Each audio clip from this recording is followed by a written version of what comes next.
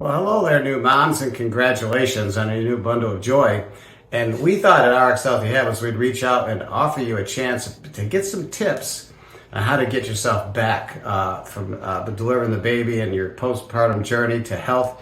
And I tell you what, I couldn't do any better than having the person here today with me, Shannon Kellie, to do a testimonial about how she did it. And I tell you what, some of you are coming in from all different backgrounds as far as your goals, the way you want to get to. We understand that. We're not here to judge. We're just saying that there's going to be something for everybody, regardless of what you're looking to get back to after delivering this beautiful gift of life that you've brought everybody. So we're going to go through and have Shannon talk about some things that she did. She's going to cover, I think, six or eight points. And then after that, we're going to talk about some tools that we're going to have you have access to on RxHealthyHabits.com to get more details. All right. So the first thing we want to do is introduce Shannon. Hi, everybody. I'm Shannon Kellie. I am a mother of three, and I recently started my fitness journey maybe like 7 or 8 months ago, and it's been very exciting with lots of results and things to talk about. So I'm really excited to kind of dig in there so that you guys can get some information right off the top, and then visit hopefully RX Healthy Habits to get more like of a deep dive. So I really sought out to have Shannon on this interview because I watched her, and you delivered 2 babies within the time frame of how many months? 18 months. So I also have a third. I have a 17-year-old. So been postpartuming for quite some time now. And what I was amazed at how quickly she was able to get back to where she wanted to be. And I got to tell you what, it had to do a lot with her discipline. But I was so impressed with, because I've seen other women struggle, and I know some are going to struggle no matter what. But Shannon really dug in and got it done. So I'm going to go through and ask you some questions. And when we're done, like I said, I'll point you some other directions. But here's a question I have for her. What made you decide to get on track on your health journey after you delivered and breastfed your 2 daughters? So I had, like I said, I have a third daughter as well. My oldest, I was very young when I had her, so she was my first sort of postpartum journey, and she set the expectation. You know, I lost all the weight really quickly and got back to like not a fit self, but, you know, skinnier than I was, and I felt good just by breastfeeding and, you know, being a mom running around after her. Fast forward 15 years, and I had 2 more babies back to back, so 18 months apart means that I only had 9 months postpartum in between them before I was pregnant again. Wow. So, but after my second baby, I noticed that my body wasn't bouncing back in that 9 months as quickly, and I got pregnant again, so I wasn't worried about it. But after my third baby, I felt a little uncomfortable in my own skin. So I decided that I had to do something about it. And this was very early after I gave birth. So I just started very slow. Our doctor, or the doctors, for pregnancy recommend you wait 6 weeks before starting. So I had waited 6 weeks, and then I got started with yoga, something really light and easy to kind of phase into. Okay, great. So you started out after 6 weeks post-delivery, and then you just started doing some basic things, nothing really strenuous, per your doctor's instructions. Yeah, per my doctor's instructions, nothing strenuous, because I hadn't worked out before. So that's like a big part of my story, is that I haven't ever had a fitness sort of past. I'm just getting started. So it's exciting to be able to share my story with you guys, so that you can get started on this journey too, and you can see that it's really easy. It's hard, but it's also not too tough. Like, the barrier of entry is very low. So once you got through that initial and you started on your journey, what were some barriers along the way you encountered? That's going to be something I think they'd want to know. Yes. So being a mom of 3 and getting my workouts in was like a little bit tough in the beginning. And time of day was the biggest thing for me. So I started working out in the mornings because I thought that that's like the best time. Everybody you hear about talks about working out in the mornings and then showering and going to work. So my kids are like raring to go in the mornings. Me working out does not work out for them. So I tried a couple other times. I tried in the evening after dinner, which was fine, but it's also tough for people because you can get some indigestion after dinner. Yeah. Now we do it after lunch, and it's perfect for all of us, but that took me a couple months to figure out, like trial and error, trying to figure out how I could work out with the kids being quiet because they're not always that way. They don't always cooperate. So you just had to find what worked for you. Yes, and I think that's a lot of the, when you have kids and you're trying to like get your fitness done, you have to just figure out what works for you and your family. So I also work out a little bit in the morning. We go for walks with the kids. That's when they have the most energy. So I can get my heart rate pumping just by stroller walking them and then letting them get out at the park and run around like crazy people. That's great. Yeah. So those are some barriers that you overcome. It's very good to know that you have a strategy for that. Now, this is a question a lot of people ask. Sometimes you get into some really difficult times of balancing. Let's say the child's sick. Let's say that your husband's going on a business trip, whatever. So how do you handle those really tough times when you say, well, you know what? I'm just going to let that go for a while. Yeah, it's tough. When I have a lot of times when I feel, not a lot of times, but sometimes when I feel demotivated, where I'm just like, I don't think that I can go up there and even do 15 minutes today.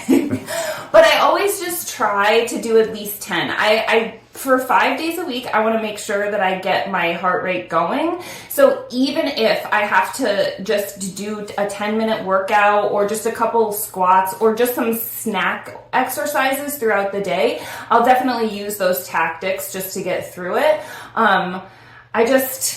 I worry more now, or not worry, I'm working more now on my cardio health than worrying about how much time I spend working out. So, but in the beginning, that was like a big stressor for me. It was something that definitely scared me. So my motivator in the beginning was just like, make sure that you like get this done, do this every day. And now it's just a little bit, it's different. It's like I'm motivated by my kids and staying healthy for them and making sure that I get the right amount of workouts in so that my body continues to function well and I have the right mobility to, lift my kids and chase them around and all of that. So it sounds like you decided not to be too regimented.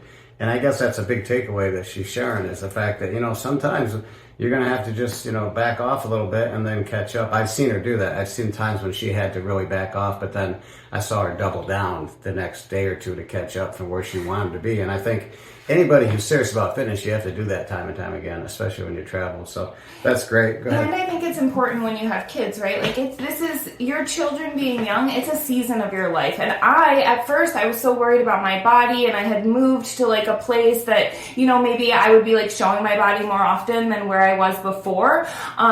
So I was very focused in the beginning and very regimented, and I logged everything that I ate, and it was hard. It was hard on my kids and my family because I was devoting so much time to this.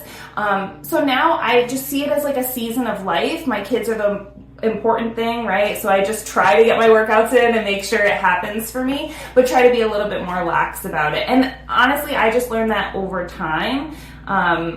It just took some time to let everything fall into place and not feel like I needed to like panic work out every day so that I could have, like a little snack or something. Yeah, some people really, Shannon, they really stress with that and they just get obsessive compulsive about it and you don't need to. So I want to ask you this question now. I love the way you answer this. I'm looking at some answers there that she had to these questions that I asked her. That's why I keep looking down. But I love how she made this so simple. Because I said, what's your typical daily dietary and fitness regimen? What's a typical day for you, especially when it comes to the diet? Because I thought what she was going to share was great. Yeah, so I don't follow a branded diet anymore. I used to be on like this really great diet that was good for getting you from like a point where you were uncomfortably like weighted to a place where you could workout. Anyway, but after the kids, I just did it with regular, eating and working out. So for us, we just do simple meals. We do lots of veggies, lots of fruits, and then I do a lot of protein because I do a lot of lifting weights, and that kind of translates to my family. And I find that it's the easiest way to eat because that's how I want to feed my kids anyway, and that's what my body needs for fuel for like what I'm putting it through every day. So it works across the board for everybody in the house, and yeah, it's super simple. I don't have to like change much. I just drink a lot of water and eat a lot of like natural stuff. So Shannon Kellie and her husband invite us over for dinner once in a while, and we have them over too, and I could tell you, they eat really healthy, and when they come to our house, we know that we're going to cook certain foods, especially proteins, veggies, and fruit, and it's always in abundance when they come over. So, and they're the same way with us. Now, here's a term that I've seen her do that I started doing some research on that I'm jazzed about. It's called exercise snacking, and I thought that was snack food that you ate when you exercised. It's not. I want it to be that. I thought it was. Exercise snack is when you do small little bursts of activity throughout the day to get a calorie burn, but also to get a workout in. And these mini bursts actually add up to quite a bit. So I'm going to have Shannon talk about how she uses exercise snacking. Yeah, so some days when I'm not as motivated or the kids are being like kids, I use this tactic. And also I'm training for a skill right now. So anytime I'm training for a skill, I might use exercise snacking too, just so that I'm like training for that skill all day, every day. For example, right now I'm training for like pistol squats. So I'll take 5 minutes, maybe 4 or 5 times a day, and I'll train my different kinds of squats that are going to get me to that just at the very beginning of this. So it's just like a lot of regular kind of squatting. But I mean, if you do that for 1 minute, you're going to have a heart rate. So I do it for, 3 to 5 minutes and burn a couple calories here and there and kind of get those movements in as well. So I saw her do this with some of the kids, and I see her doing different things. And I'm like, that's very efficient. And if you think about it, for a new mom, that's like ideal, but also people that are in business today, working in offices, they're into exercise snacking. So think about that as a new mom. Your time sometimes is tight. There's a whole bunch of information online, and there's a website, RxHealthyHabits.com, that I have, that I did a blog, and I did a video on exercise snacking that I think can help you with a lot of references. Because every time I do a blog, I don't just write, I have references from some top people. So that there's a lot of information there at one stop. So exercise snacking, Shannon, you nailed that. And then the next thing I want to talk about is, how does Shannon monitor? Now, this is a biggie, and I think if you get this, some people say, well, I need to get a coach, an exercise coach, or I need to get something like that. And Shannon, I've watched her do this, and she was teaching me about how I could monitor my health and fitness with wearables. So I wanted to talk about that a little bit. Yeah, absolutely. So first I want to say that I think that health coaches and fitness coaches are like very smart people. It's worthwhile to invest in them if you have the money and the time. For me, I didn't have either when I had the babies, and I couldn't leave them. Not that I wanted to. I wasn't in a position to go anywhere or consult with anybody at that time. So I started with yoga, like I said, and a lot of YouTube videos, so you can get all of your fitness needs right on YouTube. It's super easy. Right. And then 2 months in, my husband bought me a Fitbit. Actually, we're like really into Google, and he bought me a Google Watch, which happens to be a Fitbit now. And it was actually one of those things that was a catalyst for my workout journey. Because once I got it on, I was able to see what my heart rate was doing, like what the exercise was doing for my body, how my calories changed, how my intake of calories and outtake was changing, all of that stuff. So it was very exciting to me. I use it to train a lot of stuff now, or to track how I'm training. When I first got my wearable, I focused more on like steps and zone minutes, which is like kind of typical top of the iceberg sort of things. And now I sort of drill down more into my charts and my data to look at my heart rate, my resting heart rate, to make sure that that's like going lower and not spiking, my breathing variability, all of that stuff I get to keep an eye on, and my sleep, so that if my workouts feel harder, my wearable can tell me why, like a regular workout would feel so hard for me on a certain day. So she showed me some of her data, and I was marveling. She can even show me things about her stress level. which I thought was pretty cool because it shows the heart rate and everything, and it'll say different levels when she was more stressed. I started doing that at work, and I look at that and say, okay, folks, I got to take a little break here, take a walk, because I'm stressed. Yes. And then sometimes I say, please take another walk. But I loved the wearables, and she got me hooked on this. She's got a Pixel 8 watch now, right? Oh, this is a Pixel 2 watch. Yes, it just came out 2 months ago, so it has like just a little bit more data, but yeah. It's unbelievable because she can also track saturated O2 and some other things that are starting to be biometrics now. They're starting to do biometrics with these. But here's the thing. The good news is they're pretty affordable if you go with some lower models, like the tip of the iceberg stuff she said, like with steps, with calorie burn, with all that. You can get some cheaper things if you want that aren't connected to your phone that work pretty well. Absolutely. They're all connected to your phone. You can get basic Fitbits for under $100. So, and I think it's such a great investment. It really, especially if you're getting into this sort of thing and you need something to drive you forward, it really helps to look at what you did last week or yesterday and just kind of challenge yourself, compete against yourself. That's really what it kind of fosters in me, is a competitiveness against my past results. So I know this, when it comes to accountability, I found that the watch, I think that I did a lot one day or 1 week, and I go look and say, yeah, it wasn't bad, but you know, that day you thought you did 500 calories, you only did like 350, or that day that you thought you had such a great heart rate and target zones, you're actually below. That what that meant to me though is, man, maybe I'm being lazy. No, what it meant is that maybe I'm getting more fit, so I can go out and do a 50-mile bike ride and not do more than 350 calories, which I used to burn like 700. So kind of interesting. But anyway, this holds you accountable. You really think, and this is the last question, do you really believe that something like this can really help somebody just as, well, maybe not just as much, but close to having a coach?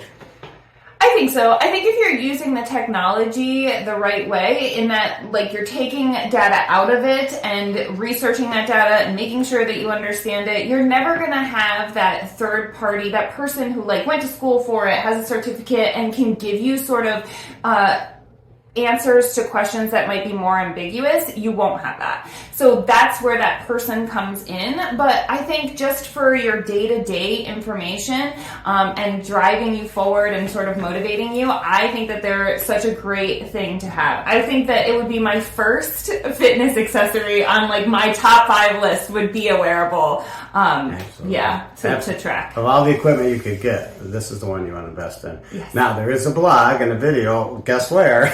RxHealthyHabits.com. I did a blog and a video on this topic about wearables with a lot of references, so it's fantastic. So Shannon really loved it, and you highly recommend they check it out. Yes, absolutely. Please do. I think there will also be some stuff on Instagram about it too, right? Yeah. Wearables? Yeah, we'll have stuff on Instagram also. But Shannon, just in the final comments, what are some just a few tidbits you want to leave with a postpartum mom that just had a baby about how to get back? What are some last thoughts? Yes. So first, don't overcomplicate it. Like, don't stress too much. Just try to do the right thing every day. That's the way to start, is just try to make the right choices when it comes to food and just get some movement into your day. You're a brand new mom. Like, you deserve this special time with your baby. And, you know, fitness just comes after that. Just after, when you have some time, then you can start making yourself more healthy for your kids.